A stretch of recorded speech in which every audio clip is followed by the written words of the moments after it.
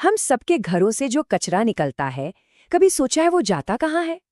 चलिए, आज बात करते हैं उन बच्चों की जिनकी पूरी दुनिया, जिनकी जिंदगी इसी कचरे के ढेर में कहीं खो गई है।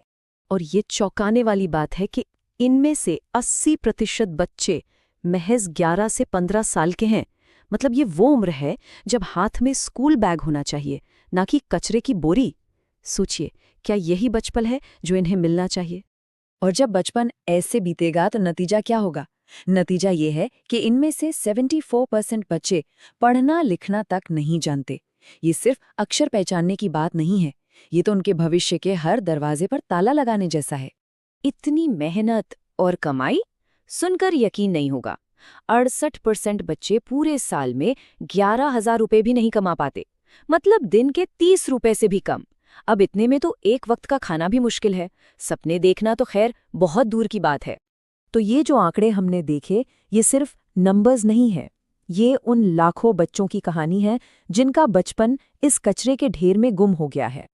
लेकिन सवाल ये उठता है कि आखिर ये बच्चे इस हाल में पहुंचते ही क्यों हैं? क्या वजह है इसके पीछे? तो चलिए उन वजहों को समझते हैं, वो मजबूरियां जो इन बच्चों को इस काम में धकेल देती हैं। असल में ये एक दुष्चक्र है। देखिए, गरीबी की वजह से बच्चे स्कूल नहीं जा पाते, और जब शिक्षा नहीं मिलती तो अच्छा काम मिलना मुश्किल हो जाता है, जिससे वह और गरीब हो जाते हैं। इसके साथ ही सामाजिक पिछड़ापन और कुछ लोगों का सस्ता श्रम का लालच, ये सब मिलकर एक ऐसा जाल बुन देते हैं जिससे इन बच्चों का निकलना लगभग नामुमकिन हो जाता है।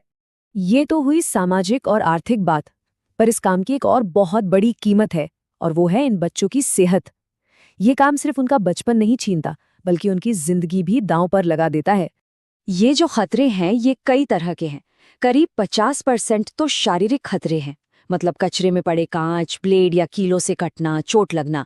फिर है जैविक खतरे, जैसे किसी इन्फेक्टेड सुई या मेडिकल वेस्ट के संपर्क में आना, जिससे गंभीर बीमारियां हो सकती हैं। और फिर 18% है मनोवैज्ञानिक खतरे, मतलब हर रोज ये महसूस करना कि उनकी जिंदगी कितनी मुश्किल और बेबस है। ये दिमाग पर बहुत गहरा असर डालता है। और ये कोई छोटी मोटी बात नहीं है। एक स्टडी के मुताबिक 85% बच्चे, मतलब लगभग सारे ही बच्चे, रोज, जी हाँ, हर रोज किसी न किसी गंभीर स्वास्थ्य खतरे का सामना करते हैं। चोट लगना, घाव होना, इन्फेक्शन हो जाना, ये सब उनके लिए आम बात बन चुका है। तो इतनी सारी परेशानियां देखकर मन में आता है कि क्या इसका कोई हल है? क्या इन बच्चों के लिए कोई उम्मीद की किरण है भी या नहीं? रिसर्च बिल्कुल साफ बताती है, इसका एक ही समाधान है, इन बच्चों के भविष्य में इन्वेस्ट करना, उन्हें अच्छी शिक्षा और बेहतर स्वास्थ्य देना। यही वो रास्ता है जो इन्हें इस दलदल से बाहर निकाल सकता है। तो अब सवाल हम सबके लिए है, एक समाज के तौर पर हम इन बच्चों को उनका खोया हुआ बचपन लौटाने के लिए क्या कर सकते हैं? ये सोचने वाली बात है।